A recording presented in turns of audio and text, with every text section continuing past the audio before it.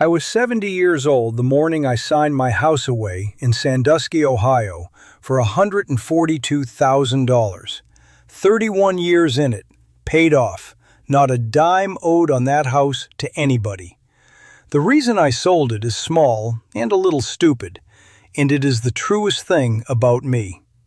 Last Christmas, I set the table for 5. My daughter Renee and her husband, my son Dean, and a spot for whoever Dean might be bringing that year. I did a ham, I did the rolls my ex-wife used to do, and I did them badly. Renee called on the 22nd, some work thing, should come out in February. Dean sent a picture of a dog in a Santa hat, and I sat down at a table set for 5, in a house with 2 bathrooms and a basement I hadn't been down in since March, and I ate, and then I stood at the sink and washed 4 clean plates. That's where it landed on me. 4 clean plates and warm water. And I finally understood a thing I'd been working pretty hard at not understanding for about 6 years. Nobody came to that house. I was the only person who ever came to that house.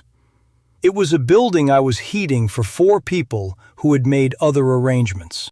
4 months after I signed those papers, from a rented concrete house in Butuan City in the southern Philippines, I picked up the phone and called the young couple who bought it, and I offered them $8,000 more than they'd paid me to sell it back. Before it was done, it cost me a great deal more than $8,000. I left Ohio with 2 suitcases and 1 wooden crate. The crate had a door in it. 31 years I ran a shift at a stamping plant on the east end of Sandusky, Bayside. We made gaskets, head gaskets, oil pan gaskets, the flat little nothings that sit between 2 pieces of an engine and keep them from ruining each other. You've got a few of them in your car right now, and you will never think about them once. I came in on the presses at 22, got the shift about 10 years later, and that was the rest of my working life. That job took me maybe 15 years to understand. It was never about steel. Anybody can learn steel.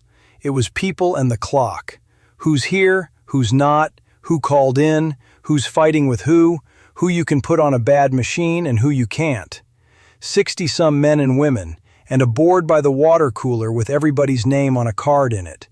Move a man's name over on that board, and the night either goes smooth or it goes to hell. And you don't find out which until about 2 in the morning. Nobody teaches you that part. You get it wrong for years, and then one night you don't. The only thing I learned there that ever did me any good.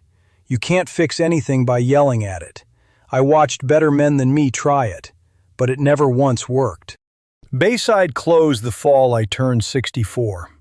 They gave us 4 months' notice and a cookout, and the cookout had a banner on it, which I thought was a hell of a choice.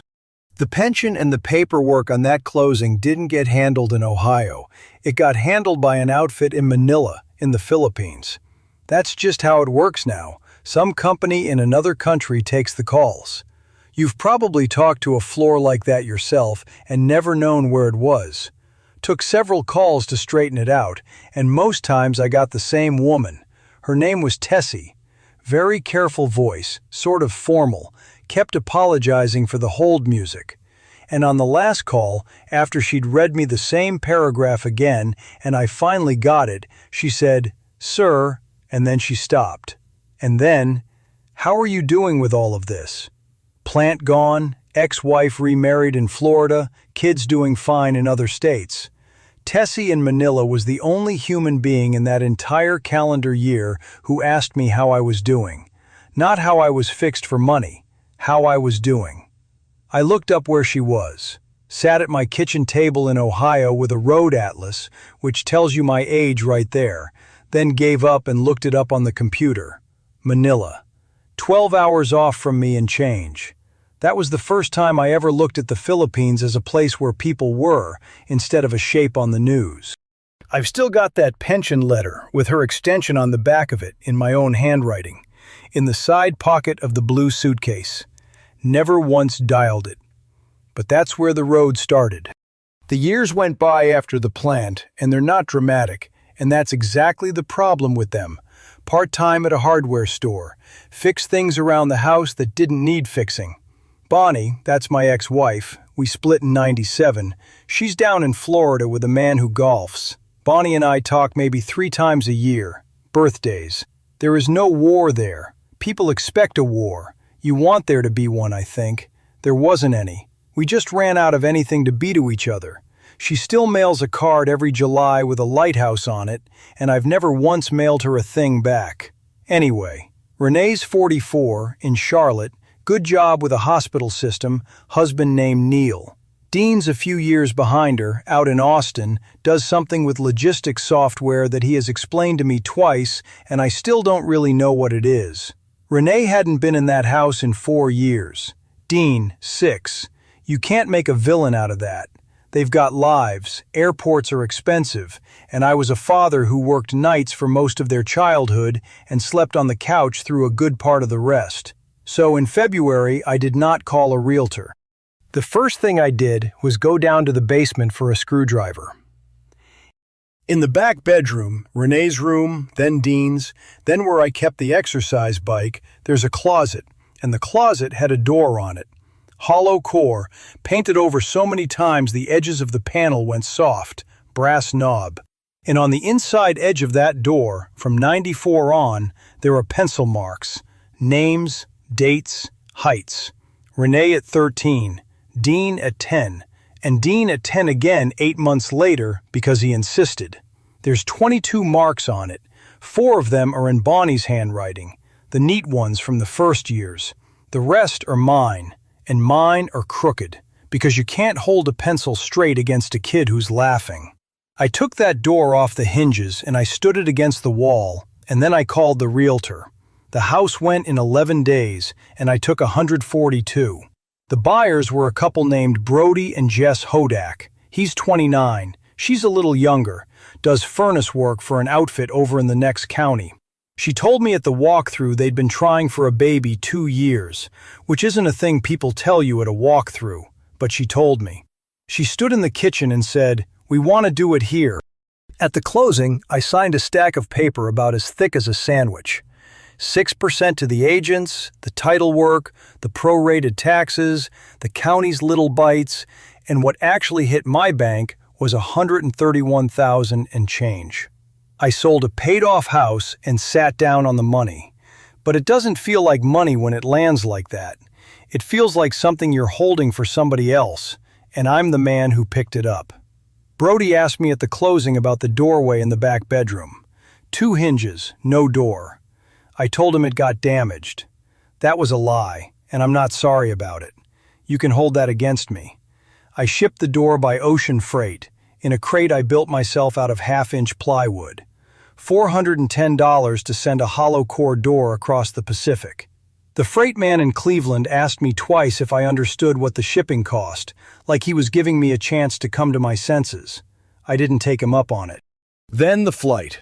Cleveland, then the long haul over the Pacific, a night on the floor in the Manila airport because I'd booked the cheap connection like an idiot, and Manila to Butuan first thing in the morning. 30-some hours from my driveway to that last gate. At the counter in Cleveland, the girl asked to see my ticket out of the Philippines. An American gets 30 days at the desk in Manila, and no airline is going to fly you in without proof you've got a way back out. It doesn't matter that you're 70 with everything you still own in 2 suitcases. She stands there and waits for it. So I'd bought a refundable seat out of the country weeks ahead and never used it. That's just the paperwork end of a one-way trip. Butuan City, Agusan del Norte, north end of Mindanao. The Agusan River comes down through it, wide and brown and slow. No beach resort, no white sand, no hotel with a fountain in the lobby. That's exactly why I picked it off a map. Sit up late enough looking at the Philippines on a screen, and it shows you the postcard kind of picture. The cheap coastal places all sounded like they'd already been sold to somebody. But Butuan looked like a town where people lived and worked. First night. The house I'd rented sight unseen was concrete, 2 rooms, tin roof, on a lane off a bigger road with a basketball court at the top and a small carinderia at the bottom, a cook shop, rice and trays, 2 tables. There's a wardrobe in the back room with somebody's church clothes still in it under a plastic bag. The house had a ceiling fan and a bare bulb and a tiled floor, and it was fine. It was completely fine. I nearly wished something had been wrong with it. The switch for that bulb is on the outside wall, which I didn't work out until the third night, standing in the dark running my hand over plaster. I sat on the floor late that night with my 2 suitcases and the crate leaned in the corner, the tin ticking as it cooled, and I got out my phone and dialed Renee. But I hung up before the first ring got through. I don't know what I was going to say. Something like, "I'm here, I did the thing," and she'd have said something kind and gotten off the phone. Morning in Charlotte, she'd have gone back to her meeting, and I'd have been sitting on the same floor. So I hung up. I didn't unpack. The blue suitcase stood by the door 3 weeks. Not as a threat, I just didn't unpack it. And a day went by, and I still hadn't. And then it had been most of a month, and the not unpacking had turned into a fact about my life. A thing gets away from you like that. I slept those first nights in a plastic lounge chair I'd bought in the market for a couple hundred pesos, right next to the crate. There was a bed, but I slept in the chair, next to a crate with a door in it. That's the shape my head was in. Coming in, every month. A little over $1,600 from Social Security and $380 a month from Bayside. All those years of it, $380. Sit with that one a minute, because I've done enough sitting with it. $2,000 a month, and if you're a U.S. citizen, Social Security pays you in the Philippines. That part's easy. Mine still lands in Ohio every month. What made the decision wasn't a list, it was a comparison. That paid-off house in Ohio cost me right at $3,000 a year in property taxes before you turn a light on. Insurance on top of that. That's the part you don't count while you're working. You watch the mortgage, and the mortgage is the part that ends. The January gas bill ran a little over $200, and in October, before I sold, a roofer stood in my driveway and said $9,000, a roof that would outlive me, over a house that nobody walked into. I stood there in the driveway and didn't hear another word he said after that. The concrete house in Butuan is 7,000 pesos a month, about $125. Everything I spend in a month here runs between $650 and $800 because the months aren't the same. You want a clean number out of a man, and he can't give it to you. The month the fan motor went and the month I'd had a tooth out were 800 and change. A quiet month sits near the bottom. I keep a reserve because no plan of mine from home covers me out here, and I didn't buy the Expat policy I priced at $240 a month. Out here, I just pay cash at the counter like everybody else. It's cheap. But if something big happens, it won't be, and I know that, and so does anybody out here who tells you different. So on paper, that first month, $2,000 coming in, $700 going out, and all of it sitting in a bank in Ohio. That's a good page. I'd have signed off on that page for anybody who worked for me. And I sat in a plastic chair next to a crate and couldn't have told you a single reason to be alive. Month 4. By then I'd finally unpacked the blue suitcase, and the empty suitcase in the corner of that room bothered me worse than the packed bag ever had. But packed, I could still tell myself I hadn't decided anything. And that same week, I did a thing I'd been not doing for 4 months. I looked up my own house on the county auditor's website. You can do that in Ohio. Anybody can. You type in an address, and up comes the parcel, the taxes, the sale history. And there was my sale, February 14. And there was Brody and Jess Hodak's name sitting on my parcel number. And the site still had the old appraisal photo on it, years old, my pickup in the driveway, the flag bracket by the front door that I'd put up crooked in '99 and never straightened because Bonnie wasn't there to tell me it was crooked anymore. I looked at that photo on a phone in a concrete room in Mindanao late at night, a basketball game going on down at the court, and I had a very simple and very stupid thought. I have $131,000. I called them the next night, 9 my time, 8 in the morning theirs. I had Brody's cell number off the closing packet. I sat with that phone 20 minutes first and rehearsed the whole thing, and threw out every word of it the second he picked up. You do that. You plan for 20 minutes and then your mouth goes its own way. He was in his truck. I could hear it. He said, "Mr. Kessler, everything okay?" Because why else would the old man who sold you a house be calling at 8 in the morning? He figured I'd found a problem. A lien, a leak, something. And I said, "No, nothing's wrong." And then I said it. "Brody, I'd like to buy the house back. I'll pay you $150,000. That's 8 more than you gave me. You keep it. You're out ahead, and I'll cover the closing on both ends of it." There was a long piece of nothing on that line.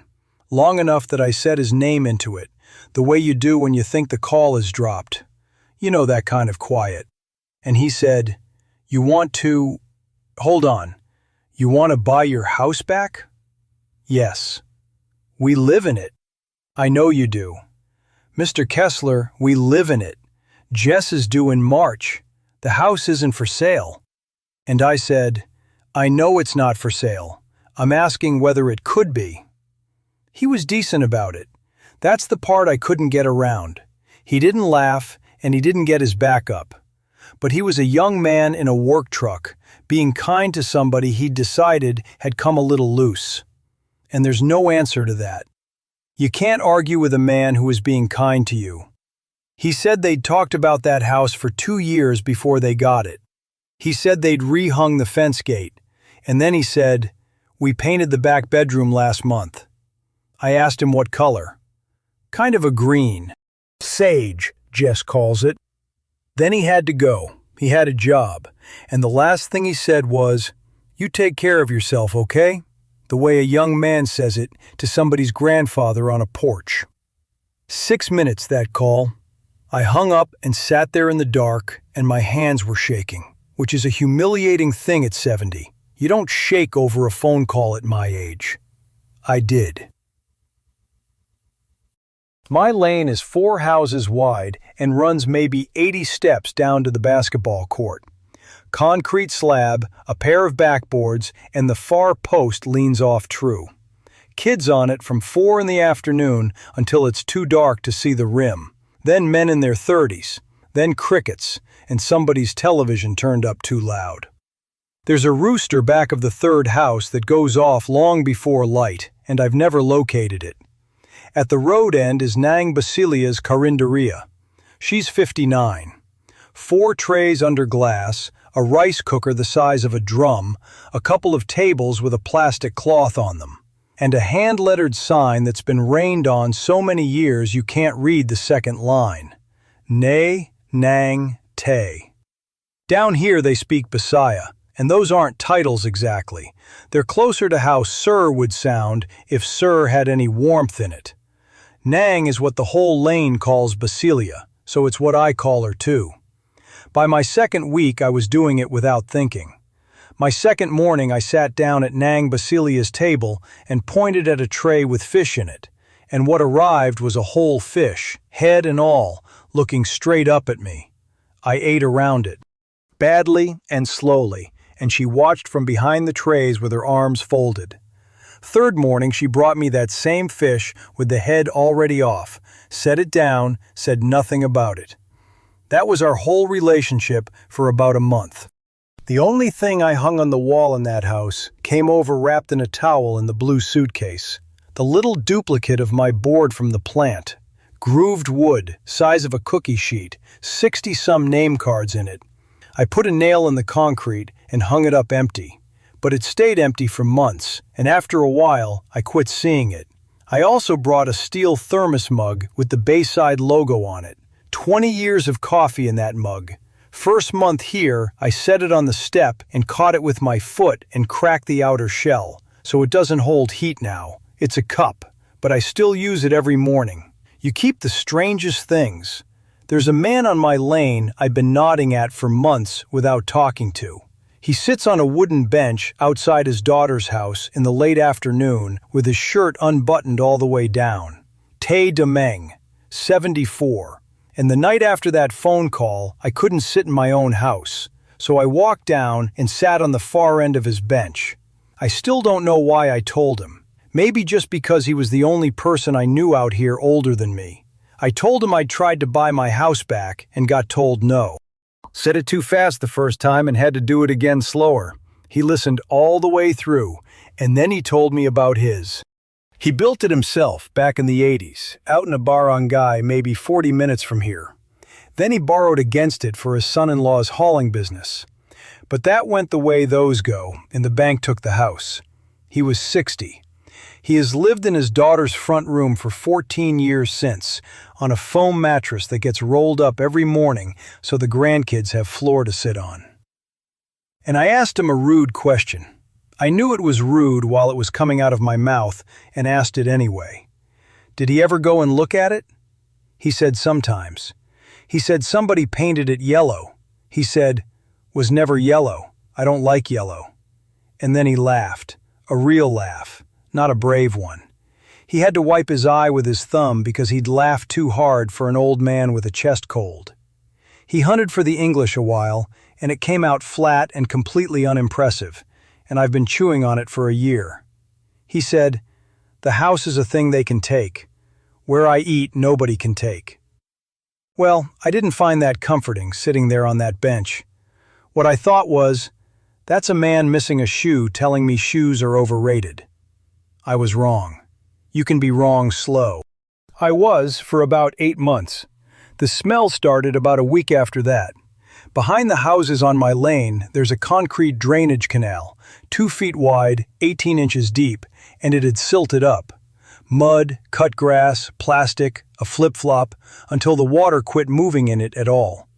Standing water along the back of 8 houses, mosquitoes coming off it like smoke at dusk, kids playing right next to it.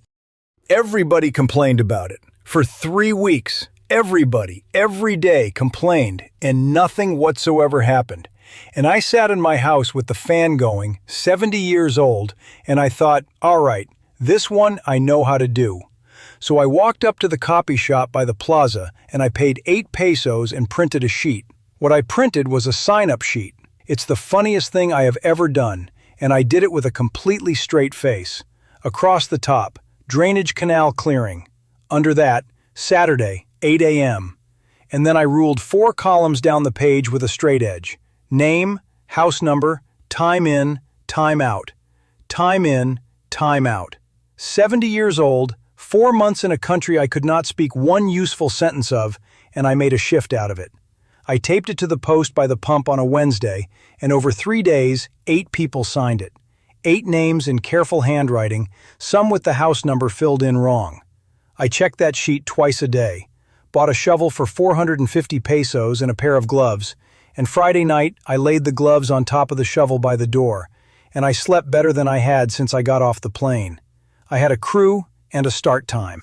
31 years, that's all I ever needed. Saturday, 10 to 8, I'm standing at the top of the lane with a shovel. 8 o'clock, nobody. 8:15, a motorcycle going by. A woman sweeping her step and not looking at me. 8:40, 9, 9:20.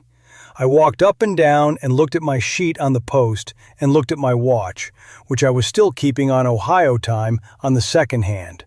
Don't ask me why. Around 9:30, a kid of maybe 11 came by with a bag of bread and stopped and looked at me for a while and asked me, in English, "Sir, why?" Great question.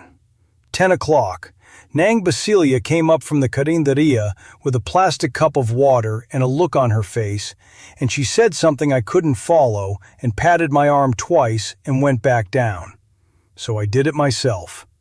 I'd been embarrassed in front of 8 signatures, so I went into that canal alone at 10:15 in the morning with the sun straight overhead like a hand on the back of your neck, and I dug.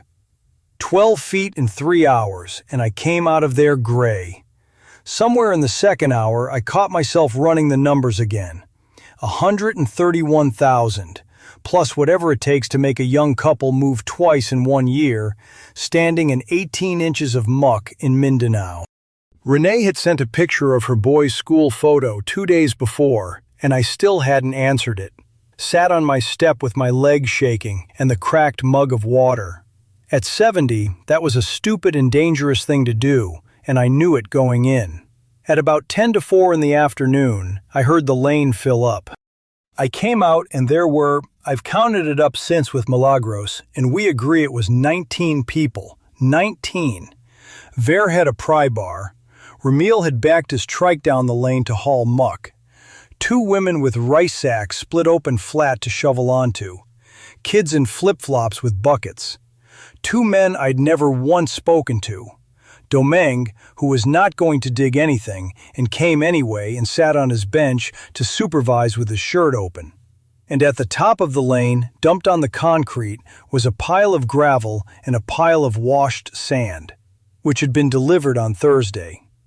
Milagros is the barangay secretary. She keeps every list there is, out of a one-room office with a standing fan and a ledger and a laptop older than the fan. Back in my second month, she'd had me spell my name 3 times and wrote me into the household list for the lane.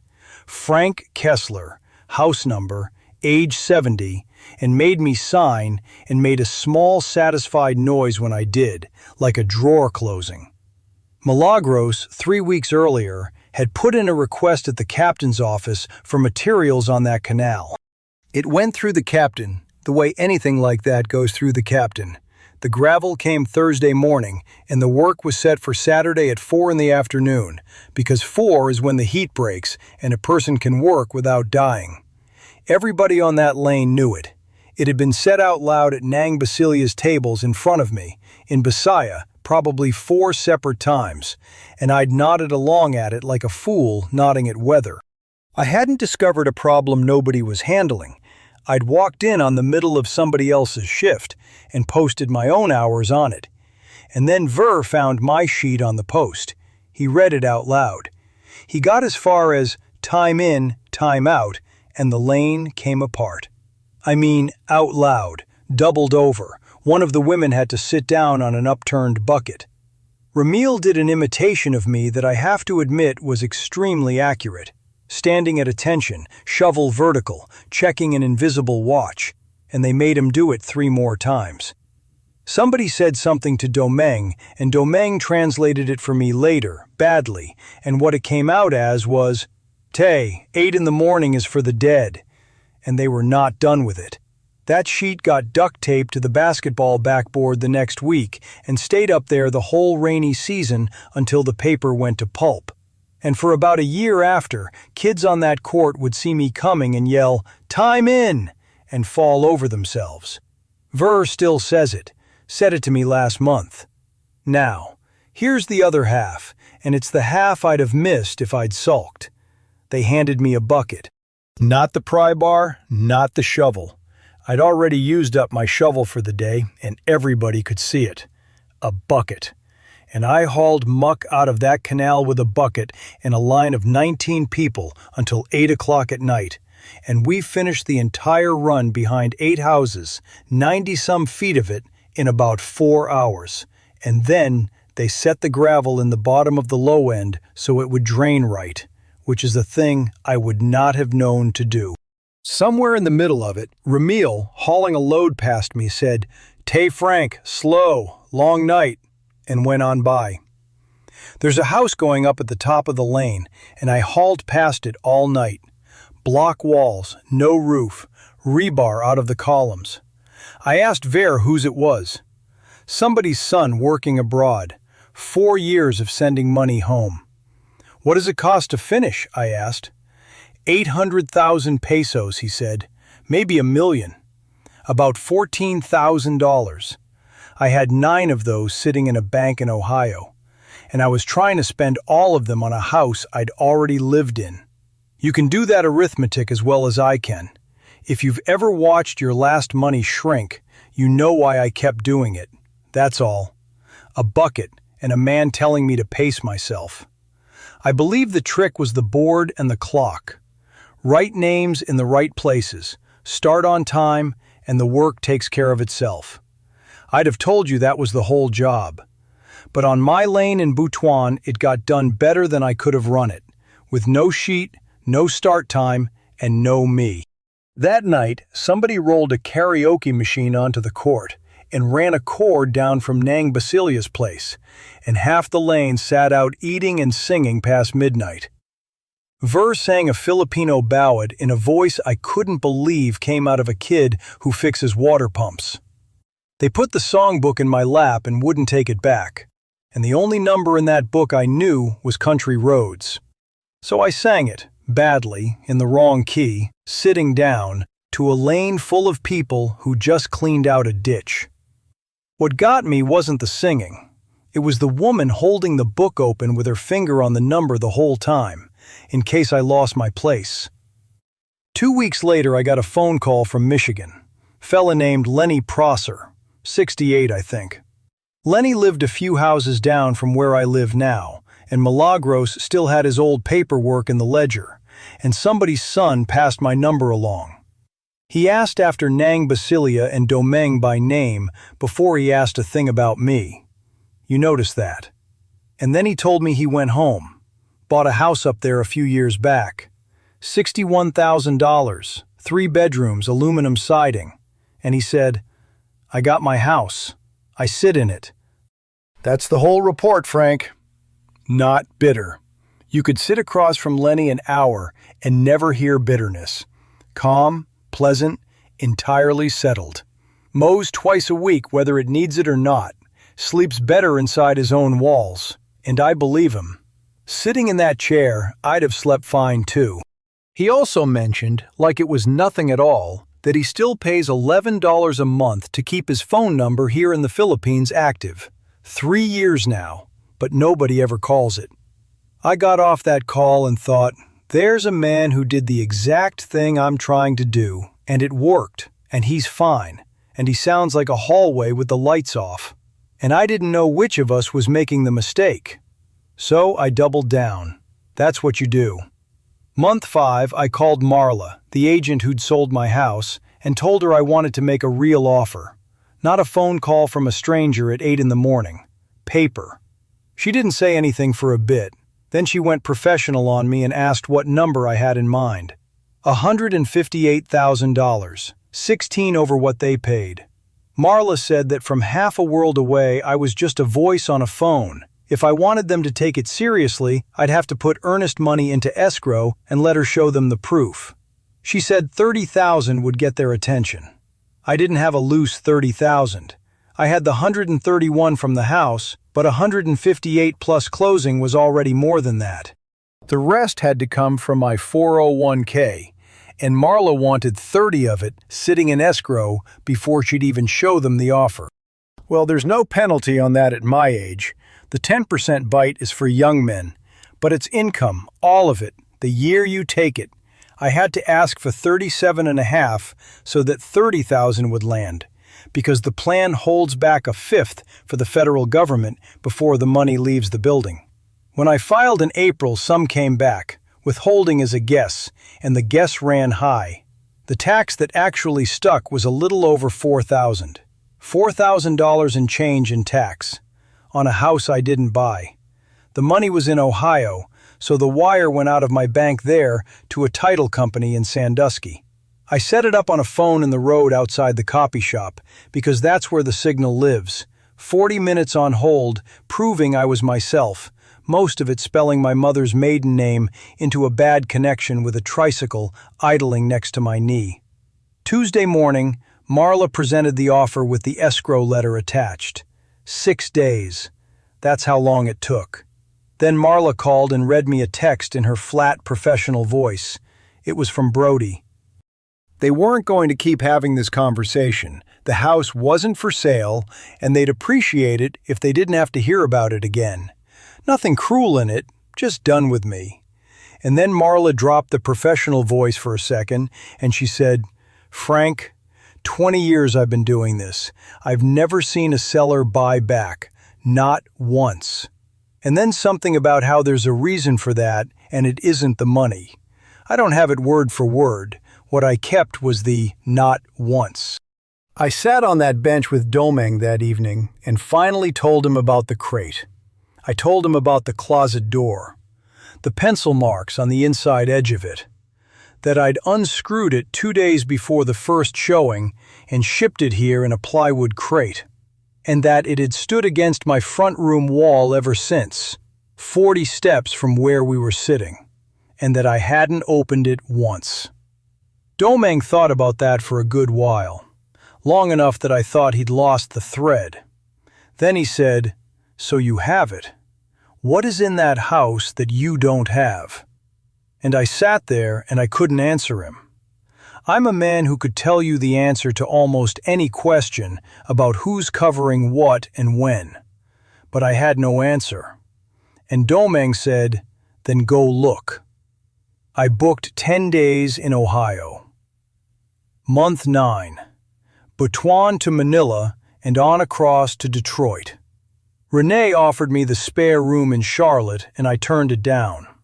But 2 days later I called her back and took it. I told 2 people I was flying, Domeng and Nang Basilia. The 9th of November, and there were 9 people standing at the top of my lane in the dark. Ramil had gotten a van because the flight out of Butuan goes out early, and a trike at that hour in the rain is a bad idea with luggage. Domeng was there, in a jacket, at 4 in the morning, 74 years old, standing up. Milagros. Nang Basilia, with a bag of rice and a hard-boiled egg for the plane, which he pushed into my chest and wouldn't discuss. Ver's mother, who I'd met exactly twice. A couple of boys off the court, maybe 14, the smaller one still asleep on his feet, and a man from the next lane whose name I only learned this year. 9 people, at 4 in the morning, in the dark, to watch an old American get into a van. I got in and pulled the door, and we went up the road to the airport. And I sat in the back with that bag of rice on my knees and thought about a ham, and a table set for 5, and 4 clean plates in a dish rack in Sandusky, Ohio. A day and a half later, I walked out of the terminal in Detroit into 34 degrees and rain. I had a jacket. I'd planned for it. I'm from there. But it didn't matter. The cold got in under the jacket and sat on my chest the whole trip. That's a thing your body forgets in 6 months and remembers the second you step outside. The trip ran me $2,900. $1,800 of it was the flights. The rental car and a motel out by the highway took most of another $1,000 between them, and the rest went on gas and food and a pair of gloves I bought at a truck stop because I'd gotten used to not owning any. $2,900 to go look at a house I didn't own. Somebody should have talked me out of it. Nobody did. 3 days in Charlotte first. Renee's got a nice place, a husband named Neil who's a genuinely decent man, and a boy of 9 I hadn't seen since he was 5. He came around the corner, stopped, and put his hand out to shake mine. Shook my hand. In his own house. I'd been sending birthday money to a kid who had to be told who I was. Second night there, I told Renee about the offer. All of it. The first number, the second number, the escrow, the retirement money. She got quiet in that way she's had since she was a girl, and then she said, "Dad, you sold it." And I snapped at her. I said something about how easy it must be to have opinions about a house you hadn't walked into in 4 years. My daughter in her own kitchen, who'd given me her spare room. But she didn't fire back. She picked up a dish towel and folded it and said, "Okay." That okay is going to be with me a while. You say a thing like that to your own kid and it doesn't wash off. Then at dinner the next night, Neil, being friendly, no edge on it at all, said, "So are you staying? Like, in the country?" And the table went quiet.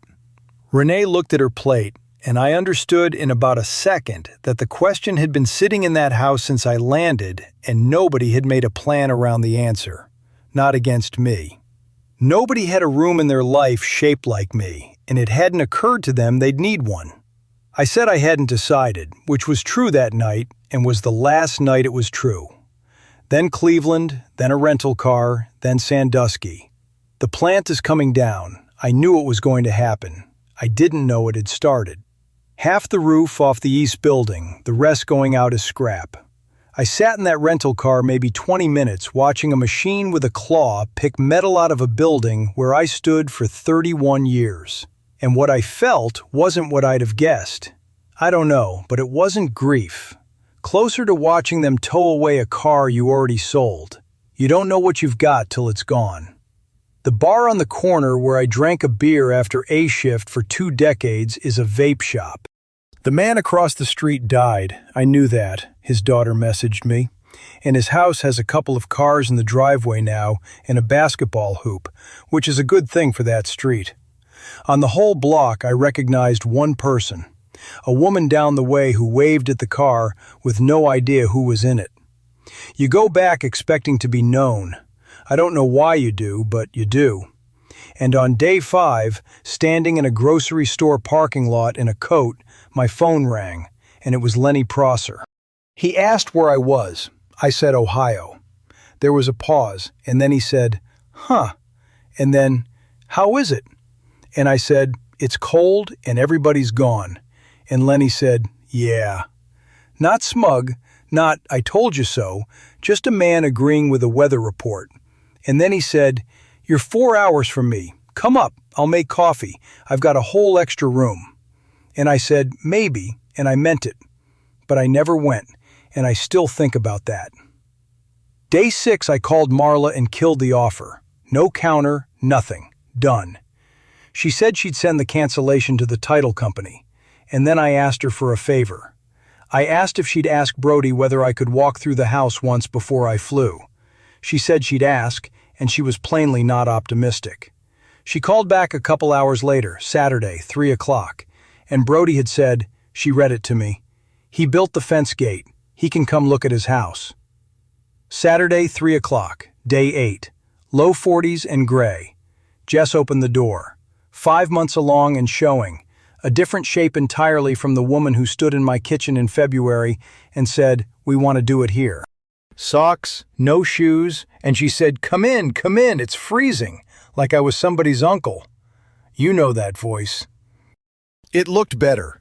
They'd pulled up the carpet in the front room, the carpet Bonnie picked, that mushroom color. But there was oak under it I didn't know was there. All those years and I never looked. New light over the kitchen table. And the table was theirs now, a smaller one, a couple of chairs, a high chair already sitting there in November for a baby due in March. Brody took me out in the cold to look at the fence gate he'd rehung. It swings true now, which it never did for me.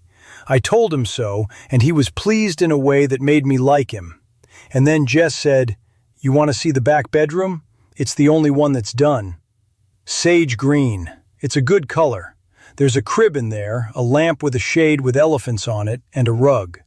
You stand in a doorway like that and your face is supposed to do something. Mine didn't.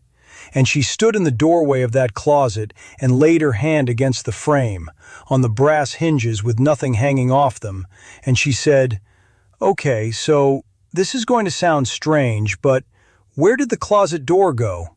And I told her. I told her about the 22 pencil marks.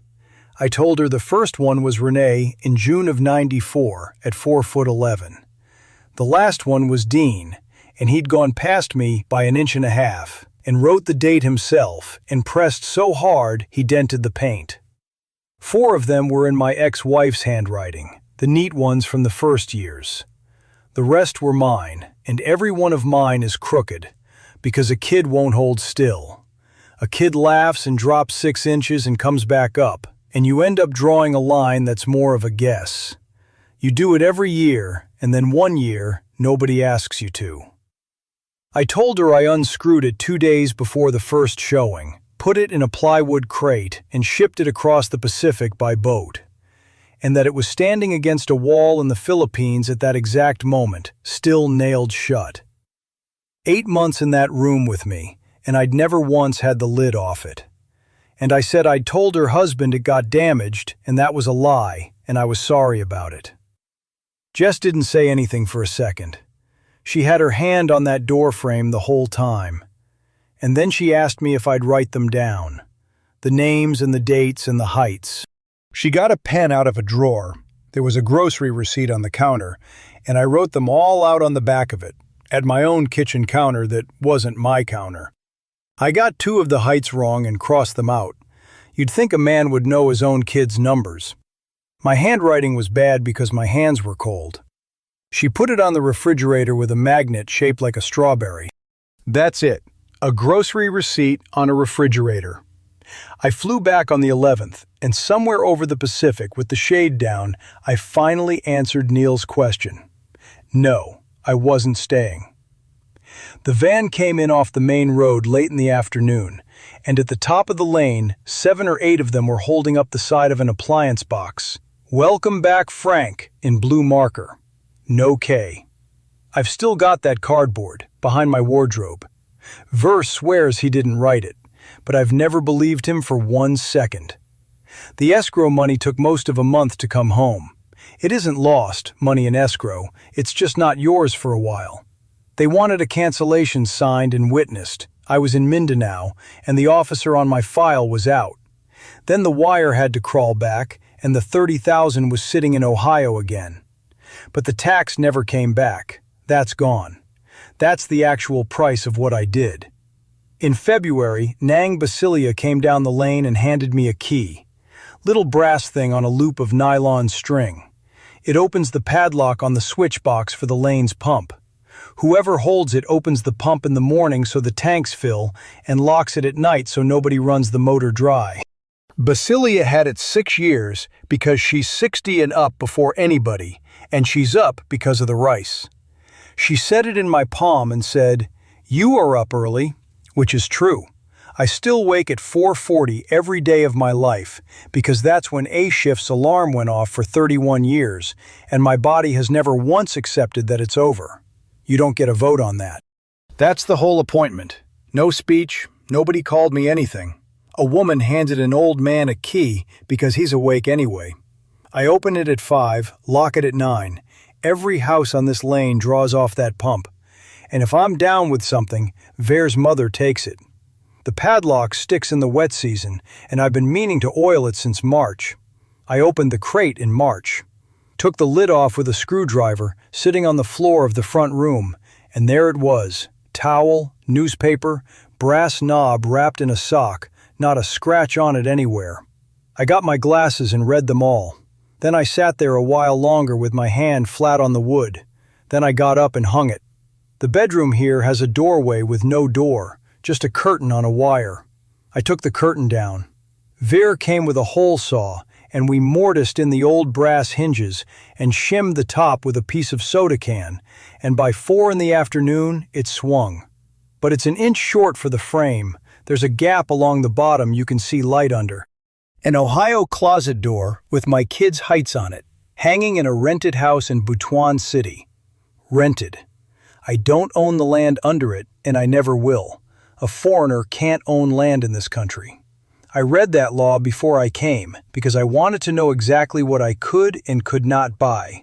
It runs me 7,000 pesos a month, about $125, and I've actually only met the landlady twice. I don't own my time here either. An American lands with 30 days, and after that, you're at the immigration office in Butuan every couple of months with a folder and a ballpoint pen, sitting on a bench with your own paperwork on your knees, paying the extension and the express fee and getting fingerprinted for the ACR card. I've done that 7 times, and the woman at window 3 knows my name. Dean hasn't called. His birthday's in May. I called him. We talked a few minutes about his car. Renee calls every other Sunday now. It started right after that trip, and I know why. In April, she said she and Neil and the boy would come in February. But it's July. There's no ticket, and I'm not going to ask about the ticket. Jess sent me a photograph in June. A pencil mark on the door frame of that back bedroom. The frame, they don't have the door.